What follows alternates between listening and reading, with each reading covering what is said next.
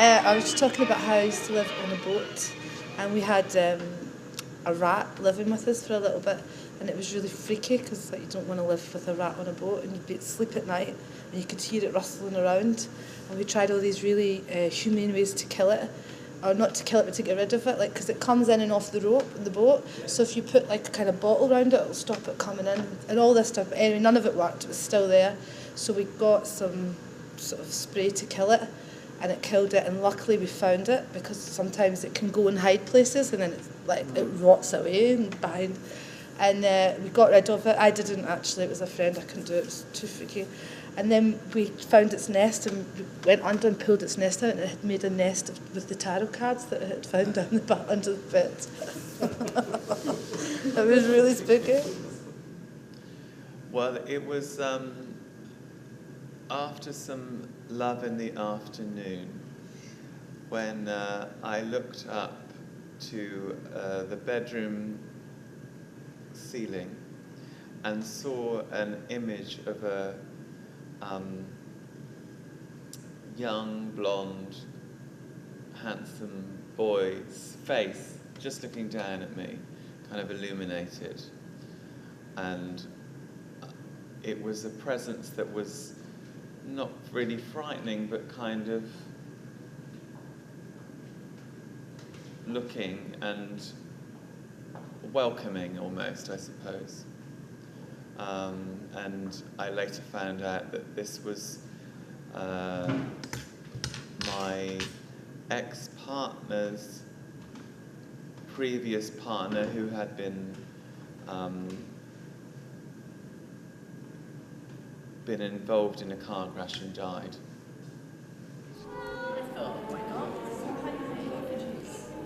Shall we start? Is everyone here?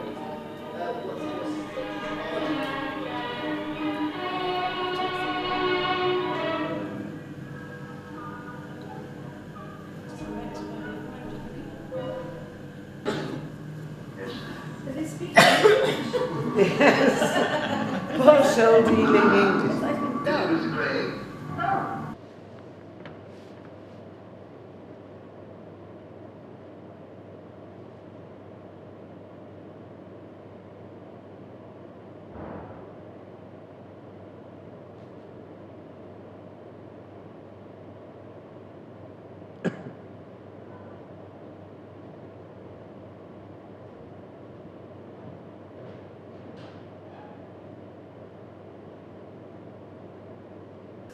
I lie on a lonely sun lounger, drinking Campari whilst my skin goes brown, and I'm haunted by sadness or loss or some dark thoughts, something completely opposite to the palm tree, parasol environment that I am surrounded by.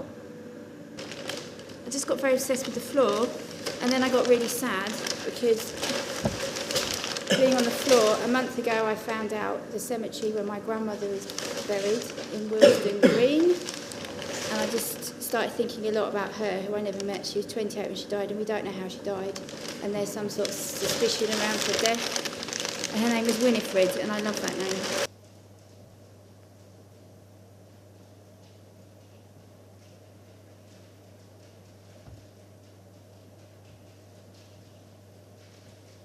Whether or not it's like energy or whether it is some kind of sleight of hand, it doesn't really matter, because you ask it questions and then it says yes or no. So whether it's energy or my hand, it doesn't really matter, because I'm still telling myself the answer.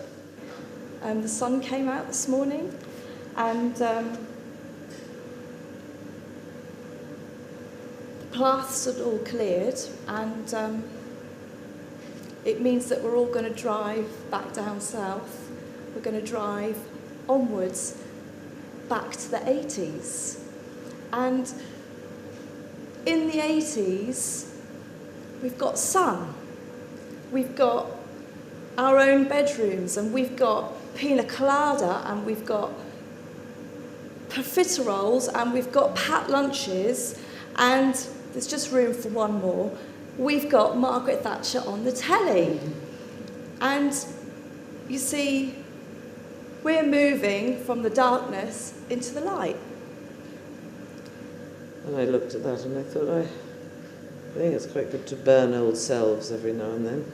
But also, you know, Thatcher would be a better effigy to burn on any bonfire. Any party I was going to, I think that was just such a bad guy. And then I thought of Penny for the Doll. And then I thought, I like young people. That's you. Oh. So that's good. And I like the conversations and, oh, well, thank you.